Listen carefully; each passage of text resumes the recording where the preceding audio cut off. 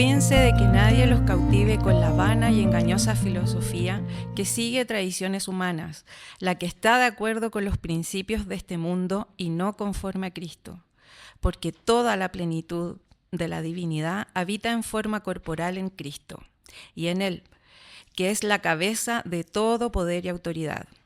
Ustedes han recibido esa plenitud. Además, en Él fueron circuncidados, no por mano humana, sino por la circuncisión que consiste en despojarse del cuerpo pecaminoso. Esta circuncisión la efectuó Cristo. Ustedes la recibieron al ser sepultados con Él en el bautismo. En Él también fueron resucitados mediante la fe en el poder de Dios, quien lo resucitó de entre los muertos. Antes de recibir esa circuncisión, ustedes estaban muertos en sus transgresiones. Sin embargo, Dios nos dio vida en unión con Cristo, al perdonarnos todos los pecados y anular la deuda que teníamos pendiente por los requisitos de la ley. Él anuló esa deuda que nos era adversa, clavándola en la cruz. Desarmó a los poderes y a las autoridades, y por medio de Cristo los humilló en público al exhibirlos en su desfile triunfal. Hermanos, esta es palabra del Señor. Iglesia, muy buenos días. Una alegría grande poder estar hoy día aquí. Gracias, equipo pastoral, por esta oportunidad. Vamos a orar, vamos a rogar al Señor que nos guíe con su espíritu. Así que vamos a pedir su bendición. Oramos. Señor y Dios, tantas gracias porque estamos vivos, porque nos permites encontrarnos un día más. Rogamos, Señor, lo que siempre ha pedido tu pueblo cuando se reúne en tantas partes del mundo en estas horas, y es que tu presencia sea con nosotros. Rogamos, Señor, lo que de seguro tantos antes que nosotros han pedido, y es que tu palabra sea lo que siempre ha sido, palabra que da vida, que sana heridas, palabra que trae convicción a nuestro día a día, de que tú eres grande, que tú eres bueno, de que tú nos amas, de que nunca has dejado de estar con los tuyos. Rogamos, Señor, que tu poder nos sostenga en tiempos difíciles, en pruebas, en luchas, que en nuestra debilidad y en nuestra pequeñez tú seas el Dios que una vez más nos levantas y, como dicen tus salmos, eres nuestro castillo, eres nuestra roca, y en tu Hijo Jesús nos haces vencedores. Te alabamos, Señor, gracias por el regalo de estar juntos, de tener tu palabra escrita, que tu Espíritu Santo sea el maestro, que ilumina nuestra mente y corazón. En el nombre de Jesús, amén. Amén. Amén. Hermanos, seguimos avanzando en la carta del apóstol Pablo a los Colosenses. La iglesia lleva ya varias semanas, distintos expositores, avanzando sin ningún apuro y con todo cuidado, capítulo a capítulo, versículo por versículo, en esta antigua carta del apóstol Pablo a los cristianos de Colosas. Y permítame hacer acá un primer punto, porque debe llamarnos la atención, y por tercera vez lo digo, debe llamarnos la atención, que en pleno siglo XXI, un grupo de seres contemporáneos, urbanos, no sé si modernos, posmodernos, ultramodernos, hipermodernos, pero estamos desde la modernidad en adelante, estamos acá, y nos juntamos a leer una carta antiquísima. ¿Cuántos son los miles de años que nos separan de esta carta? ¿Cuán distinta es la iglesia que por primera vez recibió esta carta? Han pasado tantos siglos. A una carta a una iglesia premoderna, quizás una iglesia, no lo sé, si quizás más agrícola, lo nuestro a lo menos es quizás un mundo más urbano, y aquí estamos, en pleno siglo XXI, leyendo una carta antiquísima, y debe llamarnos la atención. ¿Qué es esto? ¿Es un culto a la melancolía? ¿Es nostalgia? ¿Es que todo tiempo pasado fue mejor? ¿Es que nos quedamos anclados en ese pasado y nos resistimos a vivir el mundo contemporáneo? ¿Qué es? Y bueno, el escándalo, por tercera vez lo digo, el escándalo, es que el pueblo de Dios cree algo, y es que esta palabra es eterna. Es que esta palabra trasciende el tiempo, y la pudieron leer sujetos quizás miles de años atrás, la estamos leyendo nosotros hoy acá, y cuando ya nosotros seamos comida de gusanos, y si este mundo sigue, nuestros nietos y los nietos de nuestros nietos podrán tener esta palabra, y la seguirán leyendo, y encontrarán acá fuerza, ánimo, socorro, palabra pertinente. Dicho eso, vamos entonces al texto que nos convoca. El apóstol Pablo y para que esto se entienda bien, recomiendo escuchar el sermón que el domingo anterior enseñó el pastor Cristóbal. De seguro, y antes si pudieses escuchar el ciclo completo, mucho mejor, porque no hay duda de que pasaje a pasaje están amarrados. Lo que voy a exponer ahora se entiende mejor si has venido siguiendo lo anterior. Pero bien, vamos. El primer verso, que lo volvemos a leer, ¿verdad? Estamos ahí en Colosenses, capítulo 2, verso 8, lo volvemos a leer. Dice lo siguiente: cuídense de que nadie los cautive con la vana y engañosa filosofía que sigue tradiciones humanas, la que está de acuerdo con los principios de este mundo y no conforme a Cristo. Lo primero que hace el apóstol Pablo en este verso es una advertencia. Este texto comienza con una advertencia, con un cuídate, con un atención, peligro, si no prestas atención, si no despiertas, algo malo puede suceder. Esta es una luz amarilla, tirando para roja, para la iglesia. ¿Qué estaba pasando? Ya se ha dicho antes, y lo volvemos a repetir, es que pareciera ser que a esta comunidad del siglo I estaban llegando algunas ideas, quizás muy seductoras, con buena retórica, con buena publicidad, pero que el efecto práctico que estaban haciendo era que a los primeros seguidores de Jesús, estas nuevas ideas que sonaban muy bien, que quizás tenían muy buen lenguaje y podían ser muy persuasivas, estaban de a poco, de manera muy seductora, sacando la mente, sacando el corazón, sacando la vista de Jesús el Cristo, Jesús el Mesías, y empezando a llevarlo a otras realidades. Habían entrado a la iglesia algunas ideas bien seductoras, algo así como, déjenme decirlo algo crudo, Cristo es muy poco. Jesús de Nazaret, sí, quizás predicó cosas lindas, habló del amor, pero hay cosas más interesantes, hay cosas más profundas, hay tanto más en el cosmos y en el universo. ¿Qué tiene que ver ese carpintero de Galilea con todo el misterio del universo? Y parece ser que algo de eso estaba calando en la iglesia. Y por eso el apóstol Pablo comienza a decir, cuídense. O sea, como queriendo decir, no te duermas, debes estar despierto. Y claro, lo hermoso de una carta como esta no es que viene escrita en el tono del no.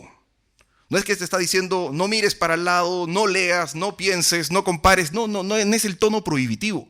El apóstol Pablo lo que hace cada vez que escribe en esta carta, saca a Cristo, a Jesús, el Mesías, lo saca a relucir y lo exalta, lo pone muy en alto. Entonces, ¿por qué el apóstol Pablo no quiere permitir que sus primeros lectores saquen los ojos de Cristo y empiecen a prestar oídos a otras doctrinas? Porque quien saca los ojos de Cristo a la luz de esta carta está sacando sus ojos, quitando su mente, quitando su corazón de quien lo explica todo, lo ha creado todo y de quien todo depende. El que lee la carta de Pablo a los Colosenses va a entender que Cristo es muy grande, es muy glorioso. A Pablo como que le faltan palabras. Incluso algunos han llegado a decir que en esta carta Pablo hace uso de un lenguaje en donde busca el adjetivo del adjetivo para decir todavía más. Como que decir bueno es muy poco, muy bueno todavía queda corto, excelente, máximo. Pablo está escribiendo con un estilo superlativo, como que le falta lenguaje para querer decir quien ha visto a Cristo ha visto a Dios mismo. Ese es el tamaño del Cristo inmenso, infinito, a quien Pablo trata de comunicar en su carta. Pero bueno, volvemos a leer el verso 8. Entonces dice, cuidado, ¿verdad? Cuídense de que nadie los cautive con la vana y engañosa filosofía. Paréntesis. Nadie use este verso para irse contra la filosofía. Pablo no está contra Platón, no está contra Aristóteles, no es para que regreses a casa, tomes tu libro de Manuel Kant y lo arrojes a la basura. No es eso. No es para que renuncies a la universidad y digas yo clausuro mi clase de filosofía. No es eso. Pablo lo que está queriendo decir acá es que en ocasiones hay doctrinas que suenan bien, que suenan profundas, pero que si tú haces doble clic en ellas, te vas a dar cuenta que no hay alguien tan real, tan poderoso, tan bello como Cristo. Quizás hay mucho bla bla, quizás hay mucho lenguaje, quizás hay mucha seducción, pero no hay nadie tan real, tan poderoso como ese Jesús de Nazaret, el Cristo, el Mesías. Entonces, pero nadie use esta alusión pasajera de Pablo a la palabra filosofía como para decir, mira, encontré un verso que me da motivo y razón para no estudiar filosofía, para no leer filosofía, y si soy papá voy a censurar que mi hijo traiga un libro de filosofía a la casa. No, no y no. No lo hagas. No va por ahí. Va simplemente por mantente alerta, despierto, no bajes tu mirada de Cristo, el Cristo que está enseñando Pablo en esta carta. Verso 9, entonces dice, porque toda la plenitud de la divinidad habita en forma corporal en Cristo. Hermanos, este verso es corto y dice mucho. Iglesia, leámoslo otra vez, verso 9. Porque toda la plenitud de la divinidad habita en forma corporal en Cristo. Si pudieras llevarte un solo verso, si pudieras llevarte una sola frase, ojalá el Espíritu Santo grabara a fuego en tu conciencia este verso. No es el único, por supuesto, no es la primera vez que el apóstol Pablo habla de esa manera intensa respecto de Jesús el Cristo. Pero aquí Pablo está queriendo decir, mira, si el ser humano siempre ha buscado a Dios, si el ser humano siempre se ha preguntado si hay un Dios, esa búsqueda no tiene por qué ser en el vacío. El ser humano no tiene por qué quedar condenado a salir a gritar a la nada. Lo que está diciendo Pablo con todas sus letras en este verso corto es que Dios una vez nos visitó. De que esto es, Dios una vez nos visitó. Dios una vez se revistió de piel humana. Dios una vez dejó su gloria, se humanó y vivió esta experiencia tuya y nuestra que es la humanidad diaria. Lo que está diciendo acá en este verso 9 es tan poderoso como querer decir, si alguna vez Dios tuvo rostro humano e histórico, sí lo tuvo, se llamó Jesús de Nazaret. Lo que está diciendo Pablo es, dale una vuelta, es como, mira, nunca vas a entender a Dios si no tienes un encuentro con este Cristo. Dios siempre va a ser para ti abstracto, etéreo, amorfo, si no entiendes quién es este que caminó en la Palestina del siglo I. Es así de potente lo que el apóstol Pablo está tratando de comunicar. Cuando Dios se nos vuelve un concepto tan grande que queriendo decirlo todo, al final decimos nada. Bueno, Pablo nos está diciendo, mira a Jesús el Cristo. Mira a Jesús el Cristo. No sé si recuerdan cuando los 33 mineros estaban bajo tierra, ¿verdad? Y bueno, pasaban los días, no se tenía ninguna noticia de ellos, hasta que de pronto se empezó a sospechar que estaban en algún punto. Luego se cavó un orificio y bajó por ahí una cámara. Y no sé si recuerdan cuando la cámara baja y capta la mirada de un minero. ¿Recuerdan uno de los titulares que al día siguiente salió? Cuando la cámara lo que hace es que capta los ojos del minero. El titular, si no a la letra, decía algo así como, Dios nos miró. Algo así como, la mirada de Dios. Porque se estaba presenciando algo que era un milagro. Mira, si en ese pequeño gesto de un ser humano al que todos daban por muerto, ya reflejaba algo de la gloria de Dios, lo que el apóstol Pablo te está diciendo, ya falta, no falta, mejor que lo diga Pablo, ¿verdad? Verso 9, porque toda la plenitud de la divinidad habita en forma corporal en Cristo. Donde el Señor Jesús puso su mano, fue la mano de Dios. Cuando el Señor Jesús miró con amor a un ser humano, Dios miró con amor a un ser humano. Cuando el Señor Jesús dijo, ni yo te condeno, es que perdón de Dios venía a esa persona.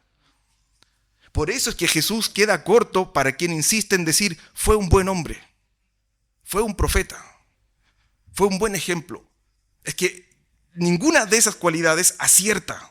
A la luz del verso 9, quien lo mira como un buen hombre, como un profeta, como un bien intencionado, como un iluminado, como un maestro más, es que no entendió y se le pasó de largo cuando el Dios del universo caminó y estuvo entre nosotros. Y por última vez lo digo, verso 9, porque toda la plenitud de la divinidad habita en forma corporal en Cristo. Es que no es que hablaba bonito, no es que tenía algo divino, no es que estaba tocado por la varita de Dios, no es eso. Es que Dios una vez se humanó. Es que el Eterno se encapsuló en cuerpo humano y estuvo dispuesto a vivir y pasar las pellejerías que son propias del ser humano. Los evangelios nos dan cuenta de un Jesús que supo lo que era la sed. Y se acerca a una mujer y le dice, por favor, dame de beber. No estaba simulando. Jesús supo lo que era el dolor. Cuando Lázaro estaba muerto, su amigo, dice el verso más corto de toda la Biblia, usted se lo sabe de memoria, y dice, Jesús lloró. Esas fueron lágrimas reales. Cuando la violencia cae sobre él, eso lesionó un cuerpo. Y su muerte fue real. Dios no rehusó vivir la experiencia de ser humano. Entonces, este es el escándalo. Que Dios, en su búsqueda para conquistar el corazón del ser humano, estuvo dispuesto, como nos enseña el propio apóstol Pablo en su carta a los Filipenses, a venir, a bajar de la gloria, a hacerse uno más entre nosotros, a mirarnos de igual a igual, e incluso a jugar el papel del vulnerable, el que estuvo dispuesto a que la violencia cayera encima. Así de grande e inmenso es el amor de Dios, en su plan que nada ni nadie lo detiene, buscando a su criatura humana, buscando el corazón humano y declarando hay perdón para el pecado, hay nueva vida y viene este Dios y nos visita en Jesús. Y bueno, y dice más, mira, vamos al verso 10.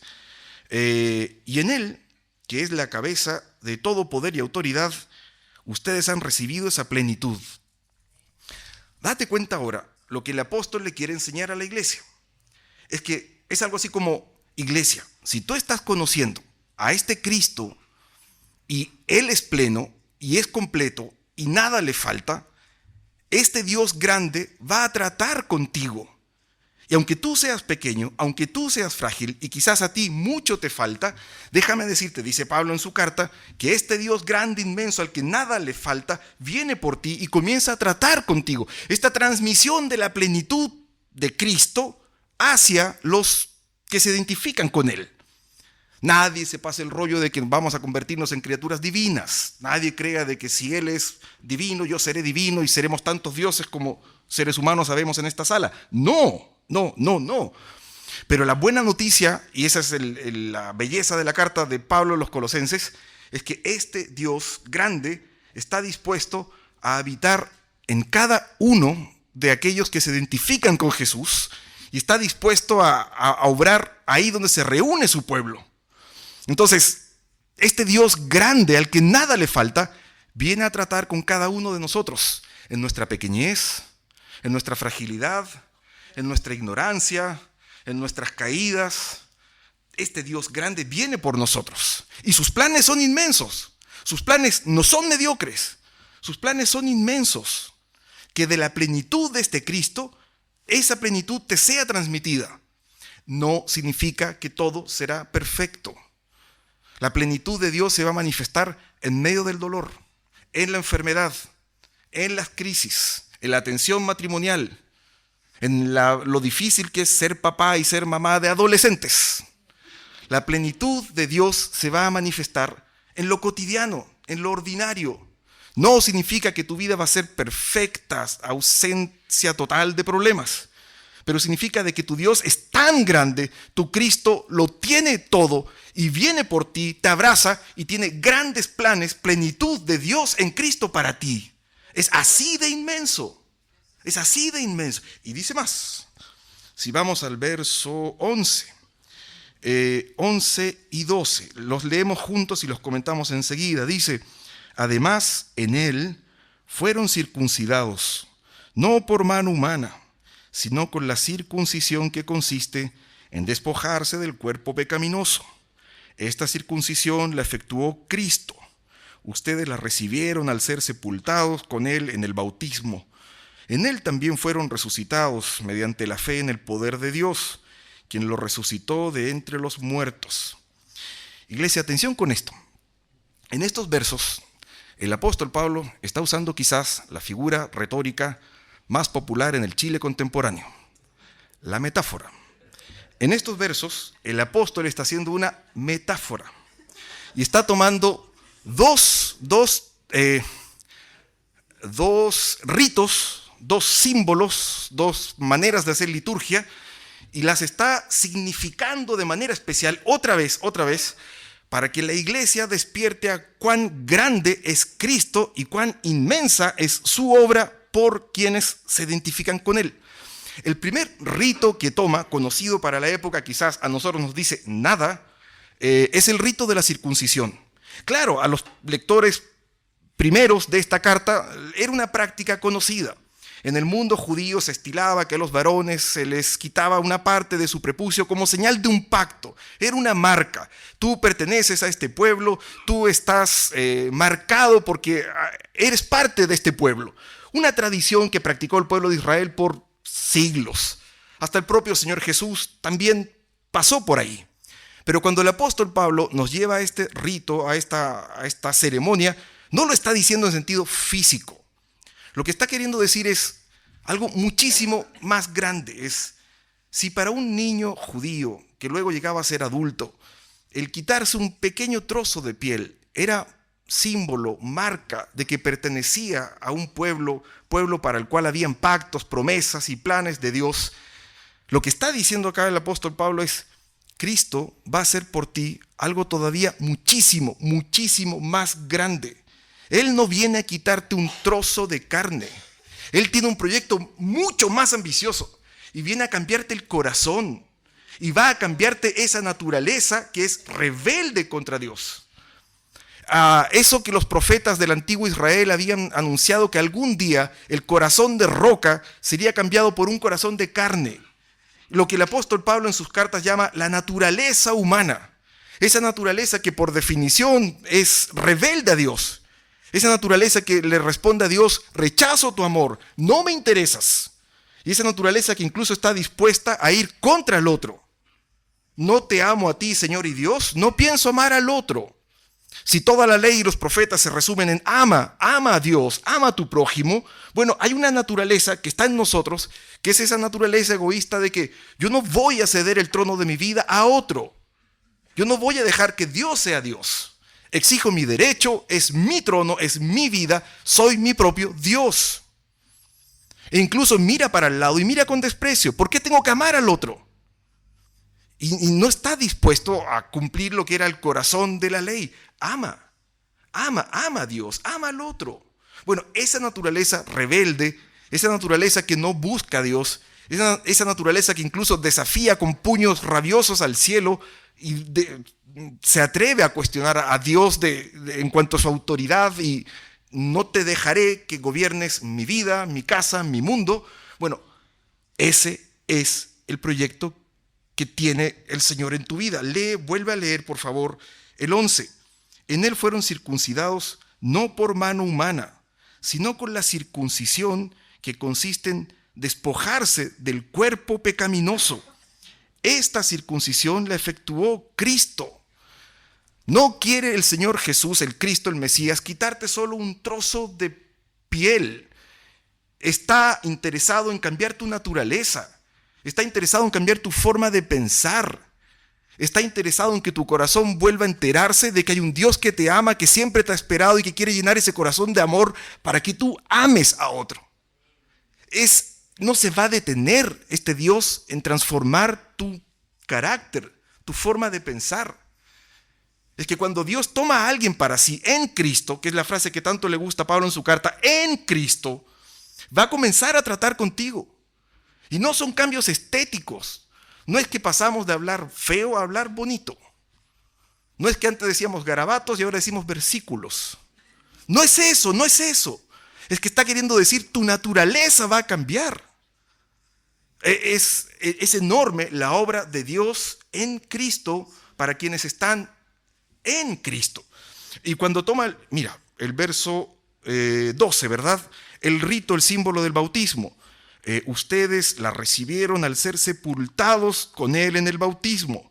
En él también fueron resucitados mediante la fe en el poder de Dios, quien lo resucitó de entre los muertos. Otra vez, otra metáfora. Lo que está queriendo decir el apóstol Pablo es que llega el momento en que si caminamos con Jesús, nos identificamos con su muerte. En algún sentido, seguir a Jesús, en algún sentido, tiene algo de muerte. Nadie venga a hacer aquí las lecturas masoquistas de que el Señor nos está llamando a quitarnos la vida. Para nada. El Dios de la vida, creador del universo, preservador de la vida, no va a permitir jamás esa lectura suicida. Pero lo que sí está diciendo acá es que de alguna manera morimos a nuestra forma de hacer las cosas. Morimos en la medida que renunciamos a que el trono de mi vida no me pertenece. Y voy a declarar que el Señor es otro y no soy yo. Y muero a una forma de vivir. Y muero a una forma de pensar. Y el Señor lo que está haciendo acá en este verso es que te dice, y de esa muerte, al pasar por esa cruz, es vida lo que te espera al otro lado. No vida para otra dimensión, es vida aquí y ahora. Es que cuando un pecador confiesa su pecado, cuando un ser humano abraza al Dios que le ama, lo interesante es que en palabras del Evangelio, ahí se produce eso que se llama un nuevo nacimiento. No importa la edad, el nuevo nacimiento lo puedes experimentar a los 5 años, a los 20 años, a los 80 años. El poder de Dios es tan grande que nunca es tarde para eso que se llama el nuevo nacimiento. Y donde había muerte, algo nuevo nace. Y lo que está ocurriendo acá es que te está diciendo, si en el bautismo, en esa pequeña ceremonia, lo que dure, se sugiere una muerte y se sugiere una resurrección, por favor, resalta una frase. Mira, verso 12. Ustedes la recibieron al ser sepultados con Él en el bautismo. En Él también fueron resucitados mediante la fe en el poder de Dios. En el poder de Dios. Iglesia, toma ánimo, cobra aliento. El poder de Dios. Hermano mío, no estás solo en tus luchas. El poder de Dios. El Señor estará con nosotros, pase lo que pase. El poder de Dios. Cuando hemos resucitado a una nueva vida, el Señor no nos ha dejado huérfanos. El poder de Dios estará con nosotros en medio de, a pesar de, contra todo. Aún vivimos en un mundo caído. El Señor Jesús resucitó a algunos muertos, pero la muerte todavía reina entre nosotros. Sanó a algunos enfermos, pero todavía la enfermedad golpea nuestras casas. Expulsó a algunos demonios, pero todavía el infierno molesta y hostiga. Pero en medio de todo, el poder de Dios está obrando. Y este poder no se va a detener. Y el Señor avanza su reino. Hermano, iglesia, cobra ánimo. No estás solo en tu caminar de fe. El poder de Dios está contigo. Hombres, en nuestras tentaciones y en nuestras luchas no estamos solos. Si nuestros ojos se nos van a cualquier parte, no estamos solos. El poder de Dios puede y debe estar con nosotros. Si nuestros matrimonios están tensionados, el poder de Dios está con nosotros. Si en nuestro trabajo estamos en un dilema porque se nos está pidiendo hacer una truchería, cuchufleta, algo no limpio, hermano, el poder de Dios estará contigo. El que te resucitó no te va a abandonar.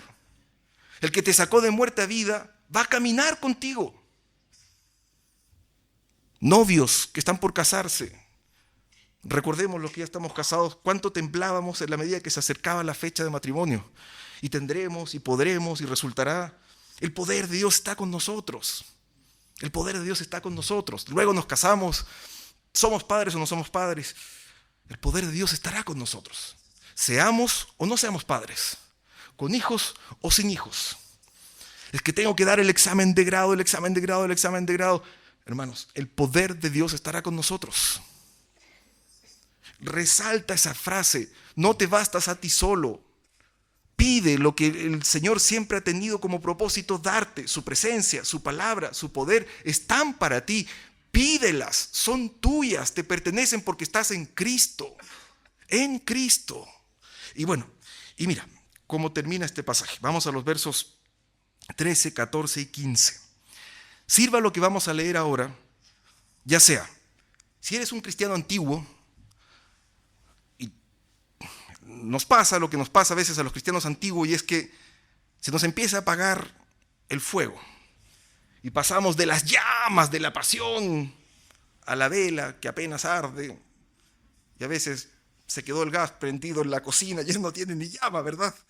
Entonces, si ese es tu caso, ruego al Señor Dios que lo que vamos a leer ahora sea un refresco del cielo, poder de Dios, que viene a levantarte, porque Pablo vuelve en una cápsula muy corta a presentarte el Evangelio. Y si son estas tus primeras lecturas, si son estas tus primeras aproximaciones a Cristo, llévate esta imagen que Pablo quiere pintar de quién es Cristo y qué puede hacer y qué está dispuesto a hacer por ti si son tus primeras aproximaciones a este Jesús el Cristo. Mira, verso 13. Antes de recibir esa circuncisión, ustedes estaban muertos en sus transgresiones. Sin embargo, Dios nos dio vida en unión con Cristo, al perdonarnos todos los pecados y anular la deuda que teníamos pendiente por los requisitos de la ley.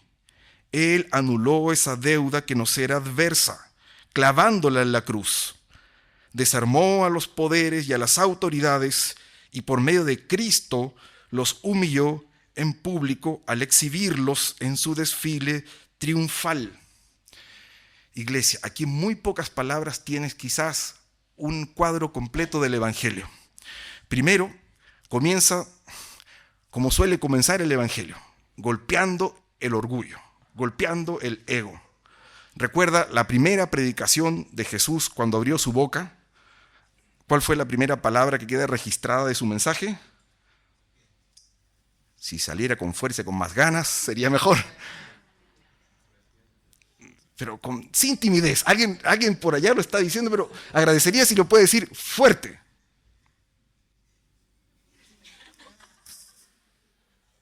Gracias pastor, gracias pastor, gracias. De lo primero que Jesús enseña es el arrepiéntete. Y ese arrepiéntete, claro, es que aquí viene el golpe al orgullo. Es que el cielo bajó a la tierra. Es que Dios vino en la persona de Jesús el Cristo a decirte que algo estaba mal, de que había un problema y que no ibas a salir de ese problema por las propias. Y alguien necesitaba venir a decírtelo. Y por eso este verso 13 nos viene a recordar lo que éramos antes de estar en Cristo. Y aquí se nos caen todas las credenciales. Y aquí nadie puede jugar a ser el santurrón y a vestirse de túnica y ponerse una aureola y decir, no. Aquí estamos descaradamente igualados en una triste realidad. Y es que el Evangelio nos está diciendo, mira, en tu condición natural, lo tuyo es la guerra contra Dios, la rebeldía contra Dios. Y usa una palabra que en algunas versiones llega a decir así, estás muerto en tus delitos. Y eso te toca el orgullo. Yo jamás he matado a nadie. Yo nunca he robado. Mi prontuario está limpio. No, mis antecedentes están limpios. Es como los otros son los sucios, los otros son los inmorales. ¿Qué te has creído venir? No se enoje con el expositor, no le dispare al mensajero. Lo que está diciendo el apóstol Pablo es que llega el momento en que tenemos que encontrarnos con un Dios santo. Y ante los ojos de un Dios santo, lo que hay en nosotros es corrupción, es maldad, es rebeldía, es orgullo. Y ahí comienza este verso 13, diciendo que así de muertos estábamos. Pero claro, el Evangelio no viene simplemente a echar limón a la herida y a gritarle al pecador que es un pecador. Gracias, Señor, por dejarnos así de mal. Estábamos mal y quedamos peor. No. Tú lees ahí el verso 13 y lo dice con claridad. Antes de recibir esa circuncisión, ustedes estaban muertos en sus transgresiones. Sin embargo, Dios nos dio vida en unión con Cristo, al perdonarnos todos los pecados. El Evangelio es perdón. El cielo baja a la tierra a decir que todo está perdonado. El Evangelio te viene a gritar una vez más o a susurrar que no hay inmundicia, que no hay maldad, que no hay grosería, que Dios en Cristo no esté dispuesto a perdonar. Es que tenemos un Dios que no se escandaliza de que le digamos las cosas que le tenemos que decir. Es que hay alguien que está dispuesto a tomarnos de la mano y bajar al sótano donde hemos escondido todo lo que hemos escondido. Y no nos va a dejar. Y va a bajar con nosotros. Y ahí está nuestra vergüenza, y ahí está nuestra culpa, y ahí está nuestra inmundicia. Y cuando no somos capaces ni de alzar la vista, tranquilo, eres perdonado, ni yo te condeno. Las piedras no van a llegar a ti. Hay alguien que viene a decirte que si estabas muerto, puedes salir a vida. Que si hay inmundicia, vergüenza, maldad, puede ser perdonada, que hay perdón. El Evangelio viene a decirte que hay perdón. Y como si no quedara claro, mira lo que dice después el verso 14. Como si decir perdón como palabra es muy abstracto, bueno, vuelve la metáfora, ¿verdad? Y usa un lenguaje jurídico, legal. Mira el verso 14, dice que vino, ¿verdad?, a anular la deuda que teníamos pendiente por los requisitos de la ley. Él anuló esa deuda que nos era adversa, clavándola en la cruz. Es un lenguaje jurídico. Es la posición horrible en la que nunca nadie quiere estar. Que estás en tu casa, tranquilo, apacible, gozando de la vida, demanda. Debe millones. Y encima dice el juez que si no paga en un corto plazo, prepárese porque usted será ejecutado. No ejecutado como pensaba un señor que llegó a la oficina un día, que el juez lo quería matar, porque se había decretado una orden de ejecución en su contra.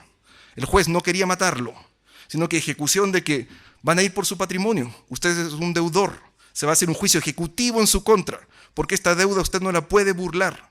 Usted debe, y si no paga, esto no se va a frustrar y se irá por sus cosas y se venderán sus cosas, pero esta deuda se va a pagar. Y es la horrible situación de quien debe. Bueno, a esa imagen jurídica, legal, nos lleva el apóstol Pablo para decir, mira, así llegamos a estar por todo lo que nunca pudimos hacer, por todo lo que nunca logramos ante un Dios santo.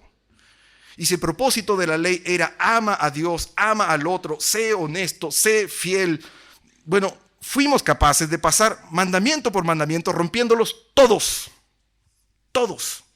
Y eso generó en lenguaje legal deuda.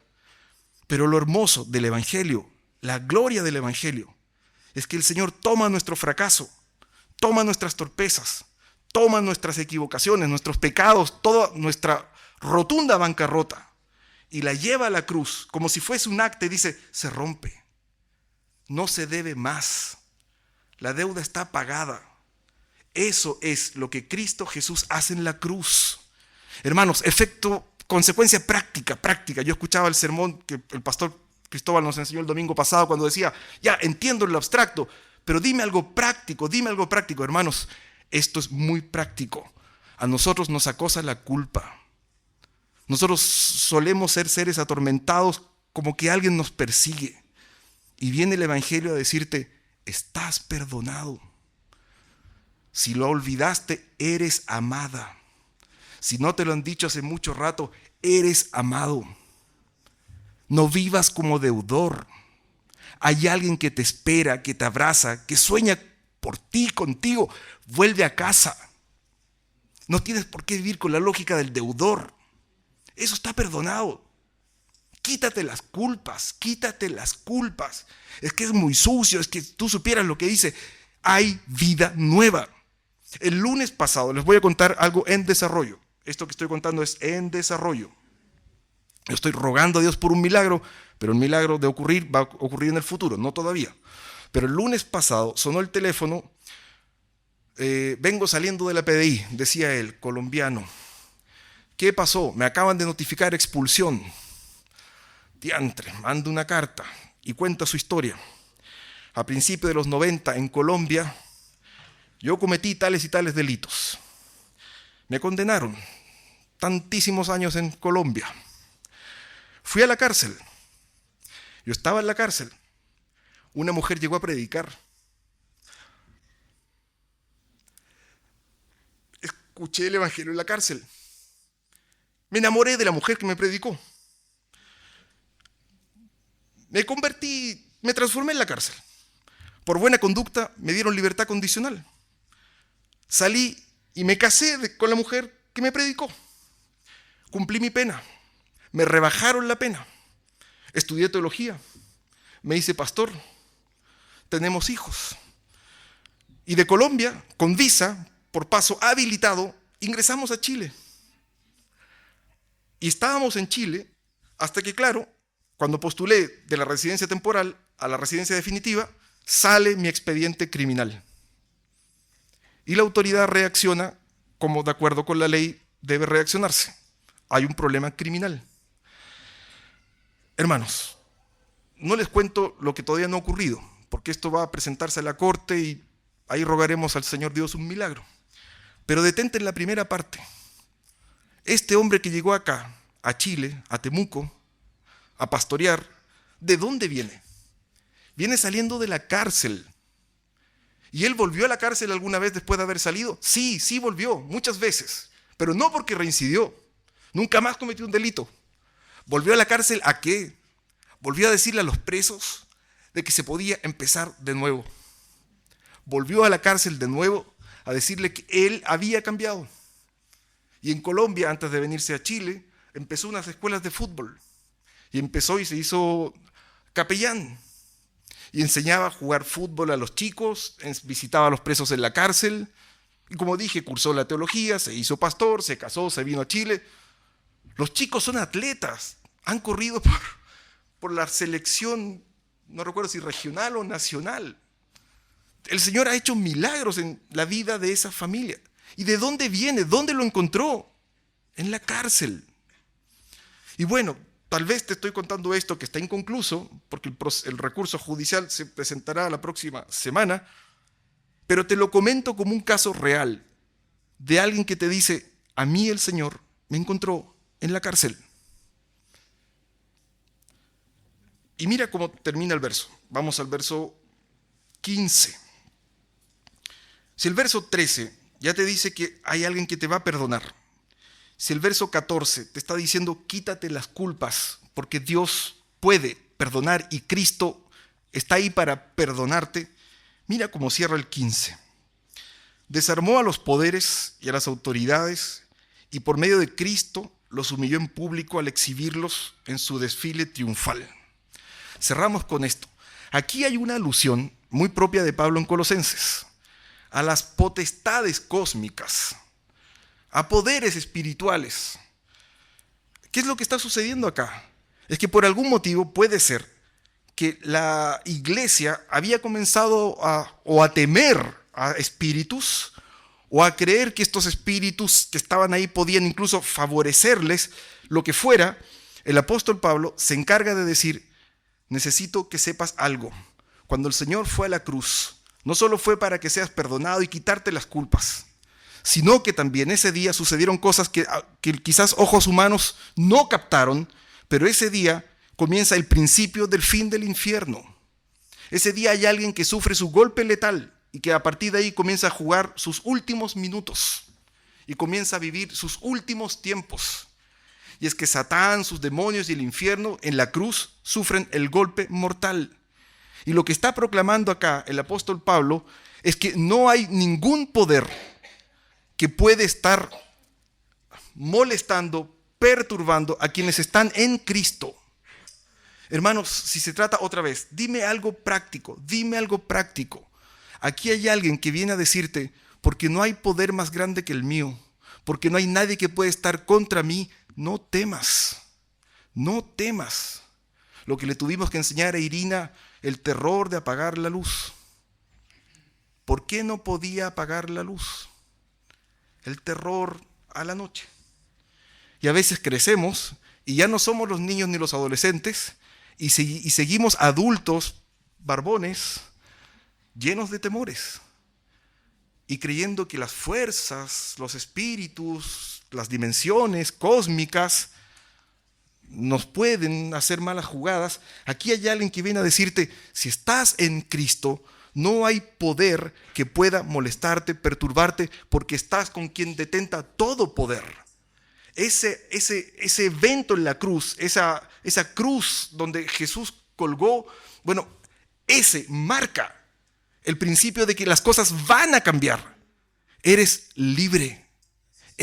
No eres libre solo porque tus pecados son perdonados, porque no hay culpa que te atormente. Déjame decírtelo de esta manera. Porque no hay fuerza espiritual, cósmica, universal que pueda venir a tocarte si tú estás en Cristo.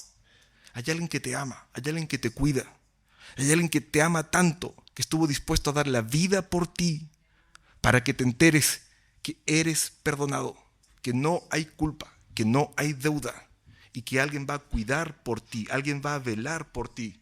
Por eso puedes dormir en paz. Por eso puedes apagar la luz y dormir. Por eso, si incluso los bichos llegan a molestarte, en el nombre de Jesús los reprendes. Y verás cómo tienen que arrancar, no por quien tú eres, sino porque estás invocando el nombre sobre todo nombre. Y no hay infierno que se resista a la autoridad del poder de Dios en Cristo. Hermanos, ¿cómo oramos esto? ¿Cómo oramos esto, seres del siglo XXI? Bueno, aquí creo, con esto cerramos, hay algunas cosas que pueden ser muy de nuestro tiempo hoy. Primero, si eres un cristiano antiguo, un pasaje como este viene a recordarte el Evangelio una vez más. Eres amado, vive sin culpas, quítate las culpas y no vayas por el mundo buscando a quién culpar. Así como tú has sido perdonado, el desafío es aprendamos a perdonar. Así como nos quitaron de encima el dedo acusador, mi dedo no se puede levantar para acusar a otro. Podemos vivir sabiendo que no estamos solos, que el poder de Dios está disponible para nosotros en medio de, a pesar de y contra todo. Por eso podemos volver a la casa a seguir criando nuestros hijos, porque no estamos solos, porque nuestro Dios estará con nosotros.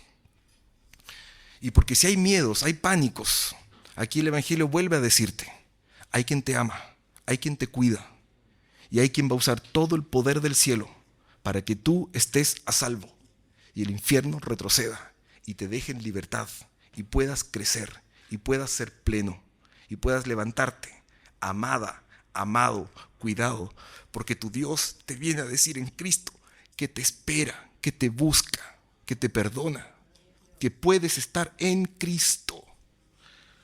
Oramos. Señor, gracias por tu palabra. Gracias por tu palabra, palabra antigua, palabra que leyeron tantos a lo largo de los siglos y la volvemos a leer en pleno 2026. Te rogamos, Señor, que esta palabra cale profundo en nuestra mente y corazón. Permítenos, Señor, gozar la libertad de estar en Cristo, alabándote, adorándote, porque nuestros pecados han sido perdonados, porque hay vida nueva, porque se puede volver a empezar. Danos ese poder que no está en nosotros, para empezar de nuevo, para hacer mejor lo que hicimos mal, para empezar otra vez lo que echamos a perder. Quédate con nosotros, Señor, que tu presencia, tu paz sean con nosotros al volver a casa, al retomar la oficina, al vivir el día a día. Que tu poder nos sostenga en nuestra pequeñez, en nuestra fragilidad, y tu palabra grabada a fuego por tu espíritu en nuestra mente y corazón. En el nombre de Jesús. Amén.